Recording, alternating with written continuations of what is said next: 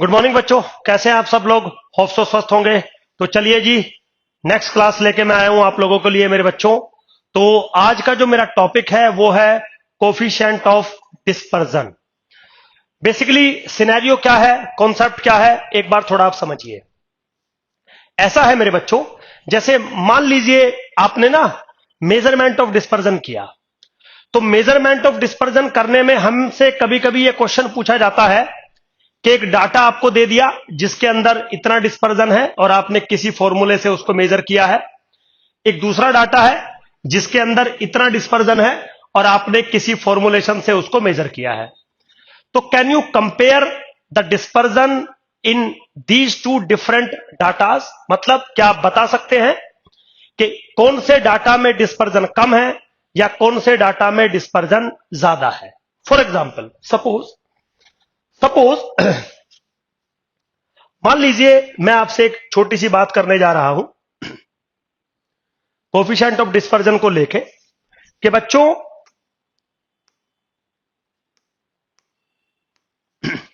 Suppose मेरे पास एक data है 1 सेंटीमीटर 2 सेंटीमीटर और सपोज अप टू सोन कुछ मान लीजिए 10 सेंटीमीटर। तो मेरी जो ऑब्जर्वेशंस है वो मैंने सेंटीमीटर्स में लिखी है। चलिए कोई प्रॉब्लम नहीं है। एक जो मेरे पास दूसरा डाटा है वो है 2 किलोमीटर 5 किलोमीटर और 9 किलोमीटर सपोज, है ना। आपसे पूछा जाए क्या आप बता सकते हो कि इस डाटा में वेरिएशन ज्यादा है या इस डाटा में वेरिएशन ज्यादा है।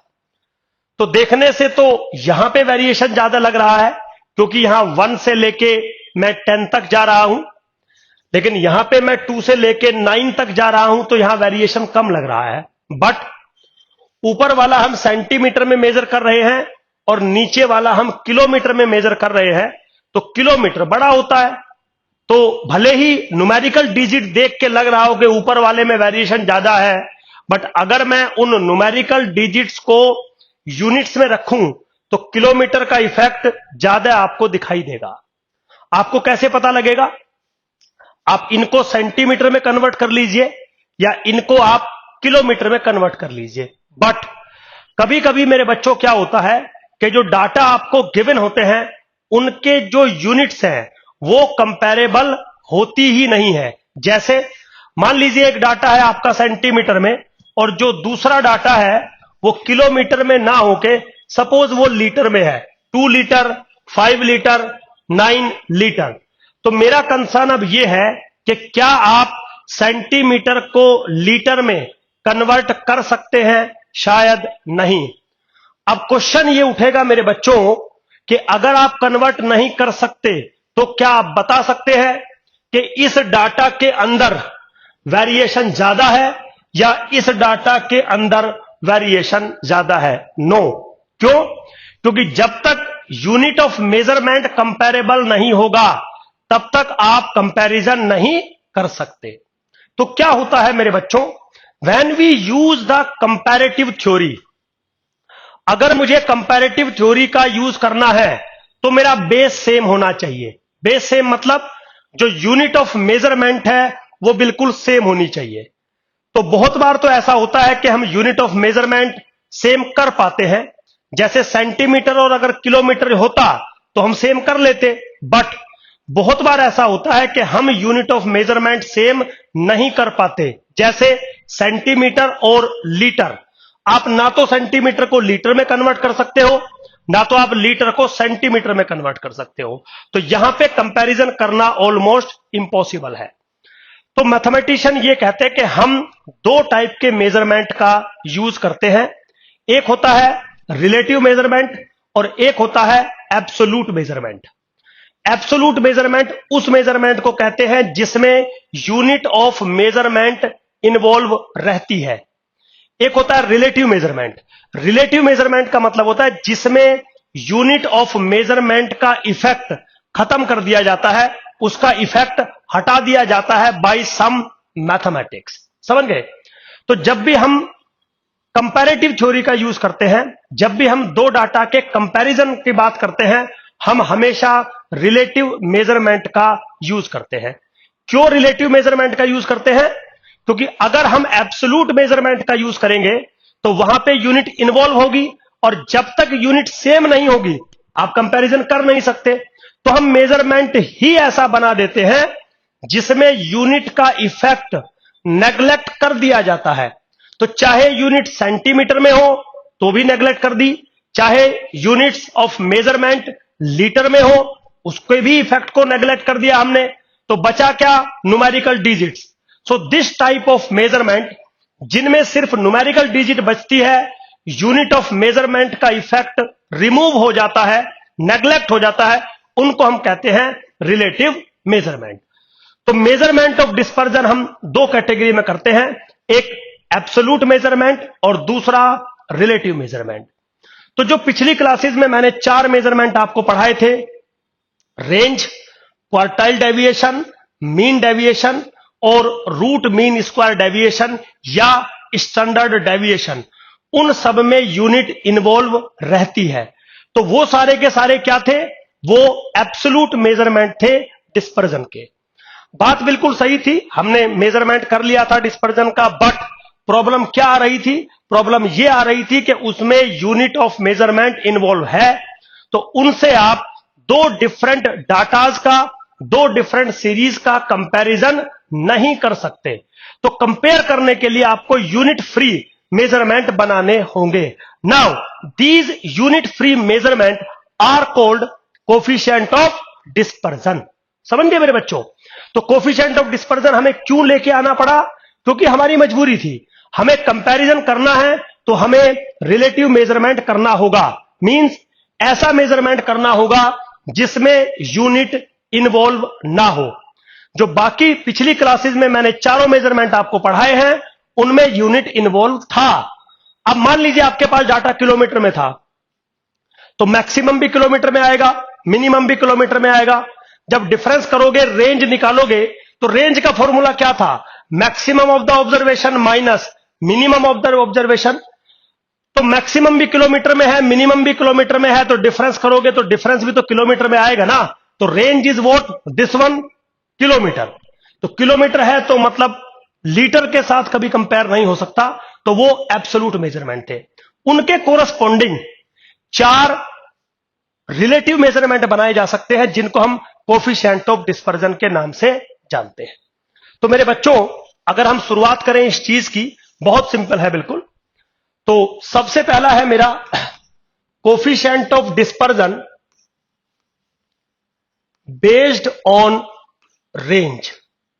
मतलब जो आपने रिलेटिव मेजरमेंट बनाया था ना, सॉरी एब्सोल्यूट मेजरमेंट जो बनाया था ना रेंज को लेके, मैक्स माइनस मिन, उसके कोरस्पॉन्डिंग एक रिलेटिव मेजरमेंट ऑफ रेंज भी हम बना सकते हैं जिसको हम coefficient of dispersion based on range का नाम देंगे।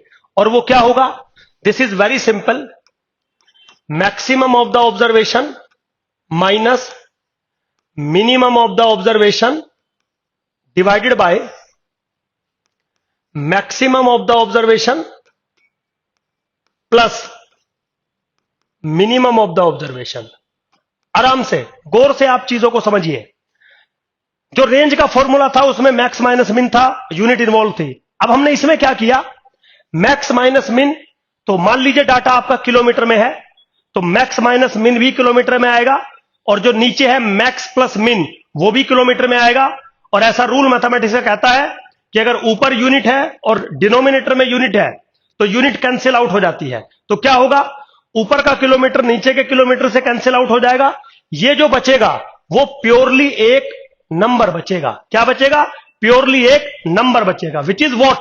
The relative measurement. अब इसमें यूनिट ऑफ मेजरमेंट बचा ही नहीं, तो आप किसी भी दूसरे यूनिट फ्री मेजरमेंट से इसका कंपैरिजन कर सकते हैं। So when we compare the two datas, when we compare the two series with respect to the dispersion, we always use the relative measurement of dispersion. These are called the coefficient of dispersion. कोई problem नहीं है बिल्कुल भी, right? अब ऐसे ही मेरे बच्चों जो सेकंड मेरा होता है वो क्या होता है? Coefficient of dispersion based on quartile deviation, quartile deviation बिल्कुल सिंपल है। Now this is what Q3 minus Q1 divided by Q3 plus Q1, that's it. समझ गए ना? क्वार्टाइल डेविएशन आपने कैसे निकाला था? Q3 minus Q1 by 2। अब यहां क्या करना है? यूनिट फ्री करना है, तो ऊपर की यूनिट से नीचे की यूनिट कैंसिल आउट, इफेक्ट खत्म हो गया। सिमिलरली मेरे बच्चों, थर्ड आया करता था coefficient of dispersion based on mean deviation about point A. Now this is what mean deviation about point A divided by that point. Means अगर आप मीन डेविएशन अबाउट मीन निकाल रहे हैं तो मीन से डिवाइड कर देंगे, मीन डेविएशन अबाउट मीडियन निकाल रहे हैं तो मीडियन से डिवाइड कर देंगे, mean deviation about geometric mean निकाल रहे हैं तो ज्योमेट्रिक मीन से डिवाइड कर देंगे। ऑब्वियसली बात है, ऊपर की यूनिट से नीचे वाली यूनिट कैंसिल आउट हो जाएगी, उसका इफेक्ट नेग्लेक्ट हो जाएगा और हमारा यूनिट फ्री मेजरमेंट बन जाएगा। तो this is what coefficient of dispersion based on the mean deviation about point A. Very simple, ठीक है। अब जो फोर्थ मेजरमेंट है मेरे बच्चों, उस पे आते हैं, जिसको हम कहते हैं coefficient of dispersion based on standard deviation. Standard deviation बिल्कुल सिंपल है। Now this is equal to sigma by x bar. Sigma क्या है? Standard deviation divided by x bar. X bar क्या है? Arithmetic mean. तो यहां पर भी ऊपर की यूनिट से नीचे का यूनिट कैंसिल आउट हो जाएगा। नाउ वेरी सिंपल, तो चारों के कोरस्पोंडिंग हो गया। अब यहां पे एक टर्म आती है CV, coefficient of variation. Coefficient of variation, this is simple, कुछ नहीं करना है। CV, coefficient of variation, is nothing but sigma by x bar into 100। इसका मतलब coefficient of variation is nothing but 100 times the coefficient of dispersion based on standard deviation. तो मेरे बच्चों, अगर आप कोफिशिएंट ऑफ वेरिएशन को देखें, इसमें डिस्पर्जन का भी मेजरमेंट यूज किया गया है, सुपीरियर वाला। इसमें सेंट्रल वैल्यू का भी मेजरमेंट यूज किया गया है, अच्छे वाला। तो coefficient of variation the best मतलब इन जनरल सबसे अच्छा माना जाता है when we compare the dispersion of two series. तो दो डाटा अगर आपको दिए गए हैं, दो सीरीज अगर आपको दी गई है और आपसे पूछा जाए कि भाई कौन सा मेजरमेंट आप यूज करोगे when we compare these two series with respect to the dispersion, तो आंसर है कोफिशिएंट ऑफ वेरिएशन, CV। तो जिसका CV छोटा होगा वो लेस डिस्पर्ज होगी, जिसका CV ग्रेटर होगा वो मोर डिस्पर्ज होगी, उसके अंदर ज्यादा फैलाव होगा डाटा के अंदर।